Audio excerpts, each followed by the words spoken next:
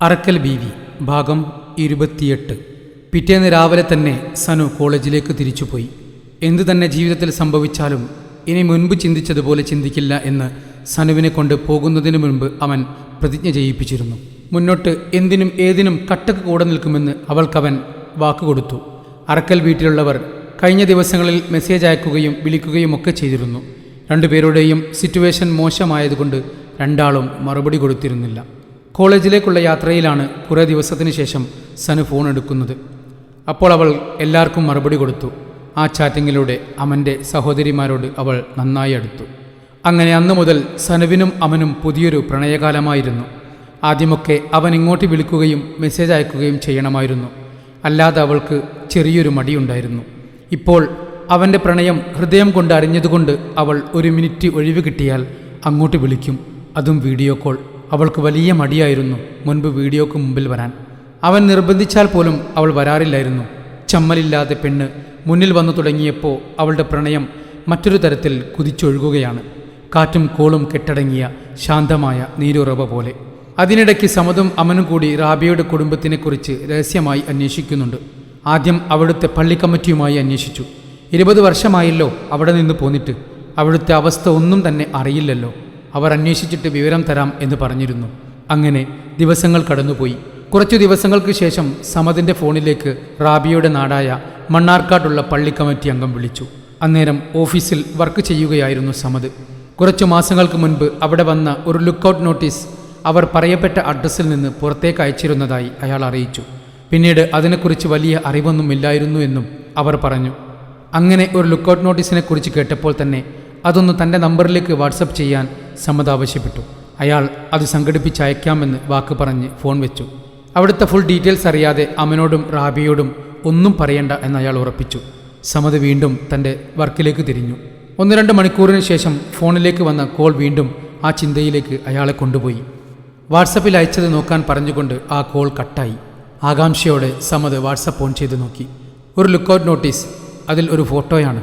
ഒരു 18 വയസ്സായ പെൺകുട്ടിയും അവളുടെ കയ്യിൽ ഒരു ചെറിയ കുഞ്ഞും. ആ പെൺകുട്ടി ഏതാണെന്നും അവളുടെ കയ്യിലെ കുഞ്ഞ് ഏതാണെന്നും സമദിന് ഒറ്റനോട്ടത്തിൽ മനസ്സിലായി. അയാൾ കുറച്ചുനേരം ആ ഫോട്ടോയിലേക്ക് തന്നെ നോക്കി നിന്നുപോയി. ആ ഒരു കാലഘട്ടത്തിലേക്ക് അയാളുടെ മനസ്സ് ഓടിപ്പോയി. തങ്ങളുടെ പ്രണയകാലത്തിൽ അയാൾ ഒന്ന് മുങ്ങി നിവർന്നു. ഓർമ്മകളുടെ ഭാണ്ഡക്കെട്ട് തലയിൽ കയറിയതുപോലെ പെട്ടെന്ന് അയാൾക്ക് ഒരു ഭാരം തോന്നി. ആ പ്രായത്തിലുള്ള ഒരു പെൺകുട്ടിയും കുഞ്ഞും അനുഭവിച്ചു തീർത്ത വ്യതകൾ ഓർത്തപ്പോൾ അയാളുടെ ഉള്ളിൽ ഒരു നീറ്റൽ അനുഭവപ്പെട്ടു. എഴുന്നേറ്റ് അമൻ്റെ ക്യാബിൻ ലക്ഷ്യമാക്കി നടന്നു. അയാൾ കാണിച്ചു കൊടുത്ത ആ ഫോട്ടോയിലേക്ക് നോക്കി. അമൻ ഒന്നും മിണ്ടാനാവാതെ അങ്ങനെ ഇരുന്നു പോയി. താൻ കുഞ്ഞായിരുന്നപ്പോൾ എടുത്ത ഫോട്ടോയാണ്. എങ്കിലും അതിന് നല്ല ക്ലിയർ ഉള്ളതായി അവന് തോന്നി.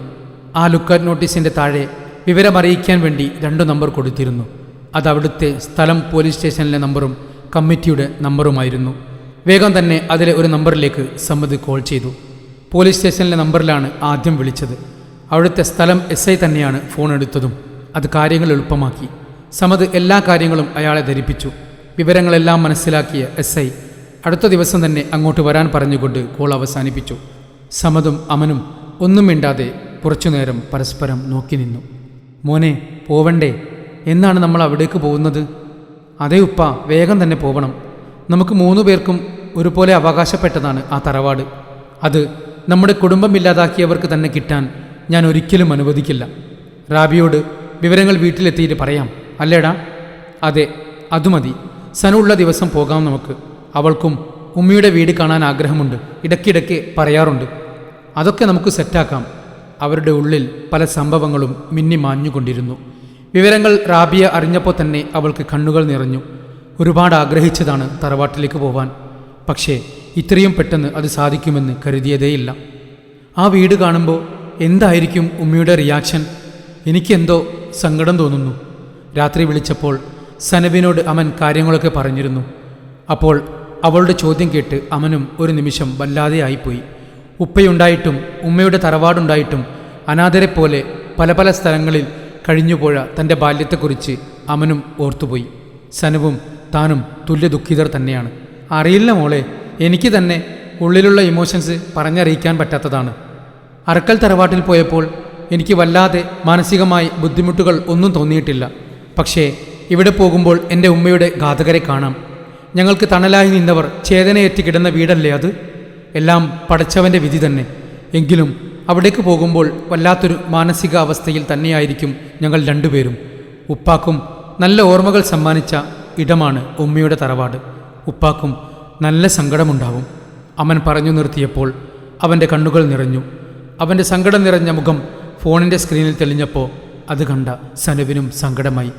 സാരമില്ല ഇക്ക, ഇക്കാൻ്റെ ഉമ്മയെയും ഉമ്മയെയും ഉപ്പൂപ്പയെയും നിങ്ങൾക്ക് നഷ്ടപ്പെടുത്തിയ, അവരെ കൊലപ്പെടുത്തിയ ആൾക്കാരെ നമുക്കൊന്ന് ശരിക്കും കാണണ്ടേ? നിയമത്തിൻ്റെ വഴിയിൽ നമുക്ക് പറ്റുന്ന രീതിയിൽ അവർക്ക് ശിക്ഷ വാങ്ങിക്കൊടുക്കണം. അതിനുള്ളിൽ ഈ തീ അണയാതെ നിൽക്കണം. ശരിയാ പെണ്ണെ, നീ വരുന്നുണ്ടോ ഞങ്ങളുടെ കൂടെ അവിടേക്ക്? പിന്നെ വരാതെ? എനിക്കെൻ്റെ ചെക്കൻ ജനിച്ച വീട് കാണണ്ടേ? ഞാൻ എന്തായാലും വരും. എന്നാൽ അടുത്ത ആഴ്ച നമുക്ക് പോകണം. അന്നേക്ക് നമുക്ക് പോക്ക് സെറ്റാക്കാം. ഓക്കെ, ആയിക്കോട്ടെ. പിന്നെന്താ വിശേഷം? നല്ല വിശേഷം. ഇക്ക ഫുഡ് കഴിച്ചോ? അവർ എന്നുമുള്ള സ്ഥിര സല്ലാപത്തിലേക്ക് കടന്നു. സമതിനോരം കിടക്കുമ്പോൾ കുറച്ചു കാലത്തിനു ശേഷം വീണ്ടും റാബിയയുടെ കണ്ണുകൾ കലങ്ങി ചുവന്നിരുന്നു. ഉപ്പയുടെയും ഉമ്മയുടെയും ഇത്തയുടെയും ഓർമ്മകൾ അവളുടെ ഹൃദയത്തെ ചുട്ടുപൊള്ളിച്ചുകൊണ്ടിരുന്നു. അതറിഞ്ഞതുപോലെ സമത് അവരെ ചേർത്ത് പിടിച്ചു സമാധാനിപ്പിച്ചു തലോടിക്കൊണ്ടിരുന്നു. പിറ്റേ ആഴ്ച എല്ലാവരും കൂടെ മണ്ണാർക്കാടേക്ക് പോകാൻ റെഡിയാവുമ്പോൾ സനു തൻ്റെ ജീവിതം കൂടി അവിടെ ചെല്ലുമ്പോൾ മാറിമറിയാൻ പോകുന്നത് ഒട്ടും പ്രതീക്ഷിച്ചിരുന്നില്ല. മണ്ണാർക്കാട്ടേക്കുള്ള യാത്രയിൽ കാറിൽ മൗനം തളം കെട്ടി നിന്നു. ഏകദേശം 2 മണിക്കൂർ കൊണ്ട് ആ സ്ഥലത്തേക്കെത്താം. കൊണ്ടോട്ടിയിൽ നിന്ന് 70 കിലോമീറ്റർ മാത്രമേ അങ്ങോട്ടുള്ളൂ. കാർ ഓടിച്ചു പോകുമ്പോൾ അവൻ്റെ മനസ്സിൽ പേടിച്ചരണ്ട മുഖവുമായി പല സ്ഥലങ്ങളിലും നിൽക്കേണ്ടി വന്ന തൻ്റെ കുഞ്ഞുമ്മയുടെ മുഖമാണ് ഓർമ്മ വരുന്നത്. അതവൻ്റെ ഉള്ളിലെ തീ ആളിക്കത്തിച്ചുകൊണ്ടിരുന്നു. ഓരോരുത്തരും വ്യത്യസ്തമായ ചിന്തകളിലൂടെ അങ്ങനെ ഊളിയിട്ടുകൊണ്ടിരുന്നു. അവിടേക്ക് അടുക്കും തോറും എല്ലാവരുടെയും ഹൃദയമിടിപ്പ് ഉയർന്നു തുടങ്ങി. അവിടുത്തെ ഇപ്പോഴത്തെ അവസ്ഥ എന്താണെന്ന് ഒരു പിടിയുമില്ല. തറവാട് തന്നെ അവിടെ അവശേഷിക്കുന്നുണ്ടോ എന്നുപോലും അറിയില്ല. മണ്ണാർക്കാട് അങ്ങാടിയിലെത്തിയപ്പോൾ സമതിൻ്റെയും റാബിയുടെയും കണ്ണുകൾ അറിയാതെ ഒന്ന് തുടിച്ചുപോയി. കാരണം പണ്ട് ജനിച്ചു വളർന്ന നാടാണെങ്കിലും അവിടെ ആകെ അടിമുടി മാറിയിരിക്കുന്നു. എല്ലാ നാടുകളും അങ്ങനെ തന്നെയാണ്. പക്ഷേ ഇവിടെ നിന്ന് വർഷങ്ങൾക്ക് മുമ്പ് നാടുവിട്ടു പോയതായതുകൊണ്ട് ഇവിടെ എന്തോ വലിയ മാറ്റങ്ങൾ അവർക്ക് തോന്നുന്നുണ്ട്. അങ്ങാടിയിലെ സ്കൂളുകളും പള്ളികളും എല്ലാറ്റിനും അതിൻ്റെ പണ്ടത്തെ മുഖച്ഛായ തന്നെ മാറിയിരിക്കുന്നു. അന്നെല്ലാം ഓടിട്ട കെട്ടിടങ്ങളായിരുന്നു. അന്ന് റോഡിന് ഇരു സൈഡുകളിലുമുള്ള വലിയ തണൽ മരങ്ങൾക്ക് പകരമായി ഇന്ന് വലിയ കോൺക്രീറ്റ് സമുച്ചയങ്ങൾ തലയുയർത്തി നിൽക്കുന്നുണ്ട്. അവരുടെ വീടിൻ്റെ ലൊക്കേഷനെക്കുറിച്ചുള്ള ഏകദേശ ധാരണ വെച്ച് മുന്നോട്ട് നീങ്ങിക്കൊണ്ടിരുന്നു.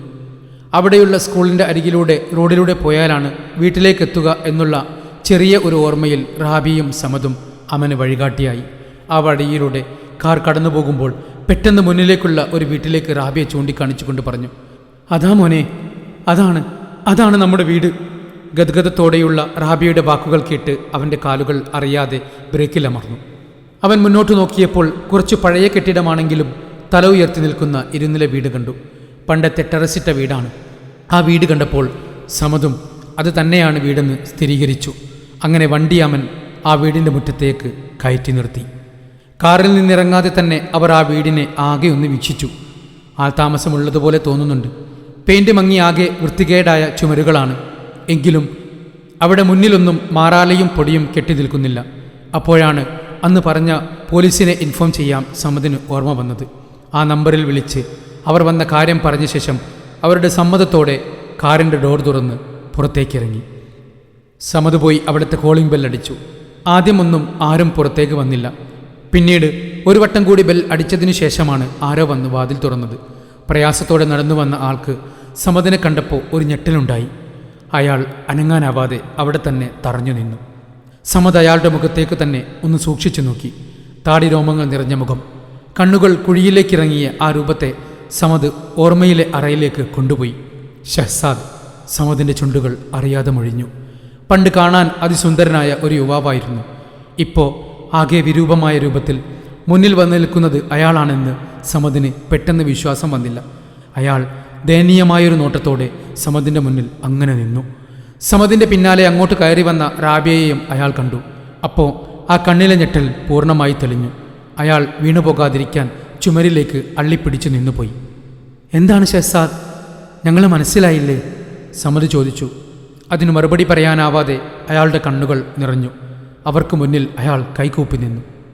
മനസ്സിലാവാഞ്ഞിട്ടല്ല, നിങ്ങളെ പെട്ടെന്ന് മുന്നിൽ കണ്ടപ്പോൾ കുറ്റബോധം കൊണ്ട് മനസ്സ് നീറിപ്പോയി, അതാണ്. ഞങ്ങളെ കണ്ടപ്പോൾ നിങ്ങൾക്ക് എന്ത് കുറ്റബോധമാണ് വന്നത്? എന്തിനാണ് നിങ്ങൾ നീറുന്നത്? അമൻ ചെറിയൊരു പരിഹാസത്തോടെ അവരോട് ചോദിച്ചു. അപ്പോഴാണ് അയാൾ അമനെ കണ്ടത്. അവൻ്റെ മുഖസാദൃശ്യത്തിൽ നിന്നും അവൻ റാഹിലയുടെ മകനാണ് എന്ന് ഷഹ്സാദിന് മനസ്സിലായി. ജീവിതത്തിൽ തെറ്റുകൾ മാത്രമേ ചെയ്തിട്ടുള്ളൂ. നിങ്ങളുടെ ജീവിതം ഇല്ലാതാക്കിയത്, നിങ്ങൾക്ക് മാതാപിതാക്കളെ നഷ്ടപ്പെടുത്തിയത് എല്ലാം ചെയ്തത് ഞങ്ങളാണ്. അതിനുള്ള ശിക്ഷ ഈ കഴിഞ്ഞ 20 വർഷമായി ഞങ്ങൾ അനുഭവിച്ചു കൊണ്ടിരിക്കുന്നു. ശിക്ഷയോ? എന്ത് ശിക്ഷ? അവർ 3 പേരുടെയും മുഖം ചൊളിഞ്ഞു. ഷഹ്സാദ് ദുഃഖഭാരത്തോടു കൂടി ചിരിച്ചു. വരൂ, അകത്തേക്ക് വരൂ. ഇത് നിങ്ങളുടെ വീട് തന്നെയാണ്. എങ്കിലും ഇപ്പോൾ നിങ്ങൾ ഞങ്ങളുടെ അതിഥികളാണല്ലോ. നിങ്ങൾക്ക് ഏറ്റവും സന്തോഷം നൽകുന്ന ഒരു കാഴ്ച ഞാൻ കാണിക്കാം. വരൂ, അയാൾ അകത്തേക്ക് നടന്നുകൊണ്ട് പറഞ്ഞു. അയാൾ നടക്കുമ്പോൾ വിറക്കുന്നുണ്ട്, ഇടയ്ക്ക് വീഴാൻ പോകുന്നത് പോലെ. അയാൾ നടന്നു കയറിയ മുറിയിലേക്ക് അവർ 4 പേരും കൂടി കയറി. ആ റൂം റാബിയുടെയും ഉമ്മാൻ്റെയും ഉപ്പയുടെയും മുറിയായിരുന്നു. അവിടേക്ക് കയറിയപ്പോൾ തന്നെ അവരുടെ ഓർമ്മകളിൽ അവളുടെ കണ്ണുകൾ നിറഞ്ഞൊഴുകി. പക്ഷേ അവിടെയുള്ള കട്ടിലിൽ കിടന്ന രൂപത്തെ കണ്ടപ്പോൾ എല്ലാവരും അക്ഷരാർത്ഥത്തിൽ ഞെട്ടിപ്പോയി. വെറും അസ്ഥികൂടം മാത്രമുള്ള ഒരു മനുഷ്യൻ, വെറും ശ്വാസമുള്ളത് മാത്രമാണ് ജീവനുണ്ടെന്നുള്ളതിന് തെളിവ്. അയാളുടെ ശരീരം ഇനി മാംസം ഉണ്ടോ എന്ന് സംശയമാണ്. അസ്ഥിയുടെ മുകളിൽ ഒരു തോലുണ്ടെന്ന് മാത്രമേയുള്ളൂ. അത്രയും ഭീകരമായ രൂപം. ആരാണെന്ന് പോലും മനസ്സിലാവുന്നില്ല. ഇത്? റാബിയ സംശയത്തോടെ ഷഹ്സാദിന് നേരെ തിരിഞ്ഞു. സംശയിക്കേണ്ട, ഇത് ഉപ്പയാണ്, നിങ്ങളുടെ മൂത്താപ്പ. റാബിയ ആ മുഖത്തേക്ക് ഒന്നുകൂടി നോക്കി. പണ്ടുള്ള മൂത്താപ്പയുടെ ഏതെങ്കിലും ഒരംശം അവിടെ കാണുന്നുണ്ടോ എന്നവൾ ഒരുപാട് തിരഞ്ഞു നോക്കി. പക്ഷേ നിരാശയായിരുന്നു ഫലം. നിങ്ങളോട് ചെയ്ത തെറ്റിൻ്റെ ഫലം അതാണ് ഈ രൂപം. നിങ്ങൾ ഇവിടുന്ന് രക്ഷപ്പെട്ട ആ സമയം മുതൽ ഞങ്ങൾ ഓരോ പരീക്ഷണത്തിൻ്റെ പിടിയിലായിരുന്നു. അറിഞ്ഞും അറിയാതെയും കൊണ്ടും കൊടുത്തും ചെയ്തു കൂട്ടിയ പാപങ്ങൾ ഞങ്ങൾക്ക് നേരെ തന്നെ തിരിഞ്ഞു. ആ അസ്ഥികൂടത്തിൻ്റെ മുഖത്തു നിന്നും ആ കണ്ണിൽ നിന്നും നീരുറവ ഒഴുകുന്നത് പോലെ ദേഷ്യത്തോടെ വന്ന അമനും ആ രൂപത്തോട് സഹതാപം തോന്നിപ്പോയി. ഉപ്പ ഭക്ഷണം കഴിച്ചിട്ട് വർഷങ്ങളായി. മരണം പോലും ഒന്ന് തിരിഞ്ഞു നോക്കാത്തതുപോലെ. കുടുംബക്കാരെല്ലാം പിരിഞ്ഞുപോയി. ഞാനും ഉപ്പയും മാത്രം ഇവിടെ ബാക്കിയായി. ഞങ്ങളാണല്ലോ എല്ലാ തെറ്റുകളും ചെയ്തു കൂട്ടിയത്. എനിക്കും വർഷങ്ങളായ അസുഖമാണ്. ഞാനൊരു കിഡ്നി ഫെയിലിയർ പേഷ്യൻ്റാണ്. ചികിത്സയ്ക്കും മരുന്നിനും ഭക്ഷണത്തിനും വഴിയില്ലാതെ വന്നപ്പോഴാണ് നിങ്ങൾക്ക് വേണ്ടി ഒരു ലുക്കൗട്ട് നോട്ടീസ് പുറപ്പെടുവിച്ചത്. അത് കമ്മിറ്റിക്കാരുടെ നിർദ്ദേശപ്രകാരം മാത്രമായിരുന്നു. ഷഹ്സാദ് വിശദീകരിച്ചു കൊണ്ടിരുന്നു. ചിലപ്പോൾ നിങ്ങളെ കണ്ടുമുട്ടാനും തെറ്റുകൾ ഏറ്റുപറയാനും തോന്നിയിരുന്നു. പക്ഷേ പേടികൊണ്ടാണ് അത് ചെയ്യാതിരുന്നത്. ഉപ്പയുടെ ആയുസ് പടച്ചവൻ നീട്ടിയത് തന്നെ ഈ ഒരു കൂടിക്കാഴ്ചയ്ക്ക് വേണ്ടിയായിരിക്കാം. നിങ്ങളോട് ചെയ്തത് പൊറുക്കാനോ മാപ്പ് നൽകാനോ പറ്റാത്ത തെറ്റ് തന്നെയാണ്. അതിന് നിങ്ങൾ നൽകുന്ന ഏത് ശിക്ഷയും ഏറ്റുവാങ്ങാൻ ഞാൻ തയ്യാറാണ്. പക്ഷേ ഉപ്പയെ ഈ രൂപത്തിൽ എങ്ങനെ ഉപേക്ഷിക്കുമെന്ന് അറിയില്ല. അയാൾ അവസാനം പൊട്ടിക്കരഞ്ഞുപോയി. അയാളുടെ വാക്കുകളും അവരുടെ രൂപങ്ങളും കണ്ട് റാബിയയുടെയും അമൻ്റെയും സമദിൻ്റെയും മനസ്സിലെ വെറുപ്പും കനലും നീങ്ങിപ്പോയി. അത്രയും ദാരുണമായിരുന്നു അവരുടെ അവസ്ഥ. അടുത്ത ഭാഗത്തിനു വേണ്ടി കാത്തിരിക്കുക. തുടരും.